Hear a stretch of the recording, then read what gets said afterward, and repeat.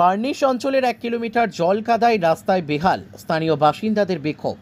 ময়নাগুড়ি ব্লকের বার্নিশ অঞ্চলের 16/112 নম্বর বুথের দীর্ঘ কয়েক বছর ধরে বেহাল রাস্তা।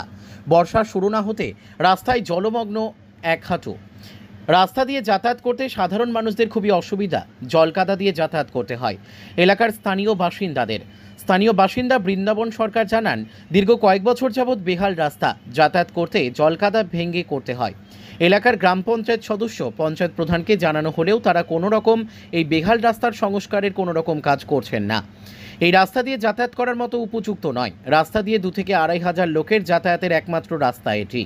কোনো গাড়ি বা অ্যাম্বুলেন্স যাওয়ার মতো পরিস্থিতি নেই। স্থানীয়রা জানান, কোনো ব্যক্তি অসুস্থ হয়ে পড়লে তাকে দ্রুত চিকিৎসা কেন্দ্রে নিয়ে যাওয়ার জন্য অ্যাম্বুলেন্সের দরকার হয়, কিন্তু এই বেহাল রাস্তায় অ্যাম্বুলেন্স তো দূরের কথা, পায়ে হেঁটে যাওয়ার মতো পরিস্থিতিও নেই। স্থানীয় বাসিন্দা দিলীপ মণ্ডল জানান, এই বেহাল রাস্তা নিয়ে আমরা কয়েকবার পঞ্চায়েত প্রধান, জেলা পরিষদ, প্রশাসনিক আধিকারিকদেরকে জানানো হয়েছে, তা সত্ত্বেও এই বেহাল রাস্তার কোনো সংস্কার করা হয়নি।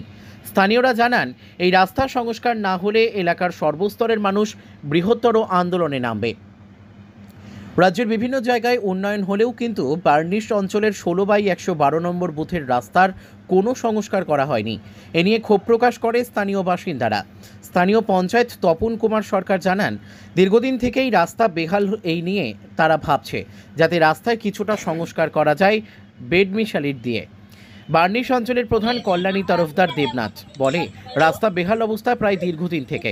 স্থানীয়দের পক্ষ থেকে আমার কাছে অ্যাপ্লিকেশন রাস্তা সম্পর্কে জমা করেছে। আমি দ্রুত চেষ্টা করব যাতে রাস্তা সংস্কার করা যায়, স্থানীয় বাসিন্দারা রাস্তা দিয়ে চলাফেরা করতে পারে। স্থানীয় বাসিন্দারা রাস্তার বেহাল দশা দেখে স্থানীয় পঞ্চায়েত ও প্রধানের উপর ক্ষোভ প্রকাশ করে।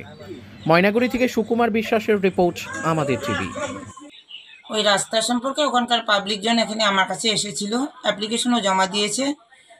ওই রাস্তা দিয়ে সামনেই স্কুল আছে, স্কুলের বাচ্চা কাচ্চারা আসে এবং রাত বেরোতে পেশেন্ট হতেই পারে, সেই পেশেন্ট নিয়ে যাতায়াত খুবই কষ্টকর।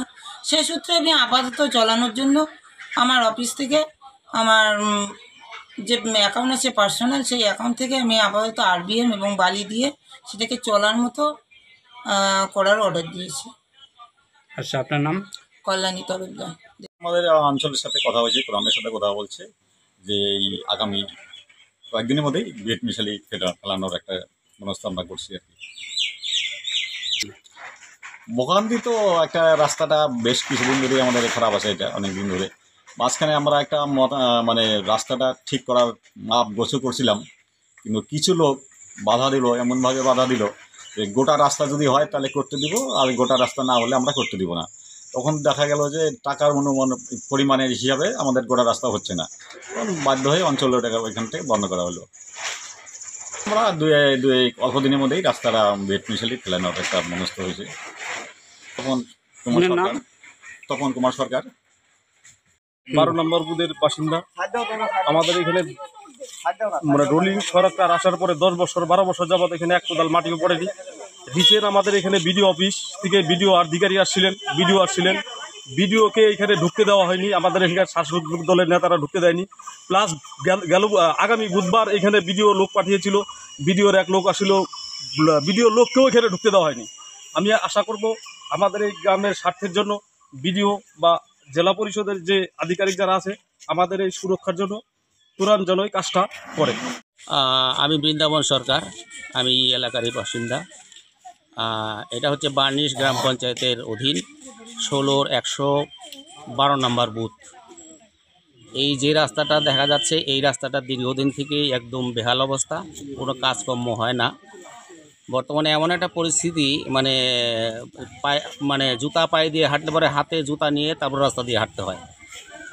তো এইটা প্রশাসনকে আমরা এর আগে অনেকবার বলছি, এখানকার যারা পঞ্চায়েত, জেলা পরিষদ, আমাদের বিডিও অফিসে এর লিখিতও দেওয়া হয়েছিল কয়েক বছর থেকেই দেওয়া হচ্ছে, তার কোনো রকমের সুরাহা হয়নি। বর্তমানে এমন পরিস্থিতি, এইখান দিয়ে যদি কোনো একটা পেশেন্ট, এই বাড়ির পাশে কেউ যদি কোনো সমস্যায় পড়ে, একটা অ্যাম্বুলেন্স বা একটা গাড়ি যে ঢুকবে তারও কোনো ব্যবস্থা নাই। সদ্য বর্ষা শুরু হয়েছে, এখনই এই পরিস্থিতি, আগামী দিনে যখন বর্ষা শুরু হবে কী যে পরিস্থিতি হবে সেটা খুব ভয়াবহ অবস্থা।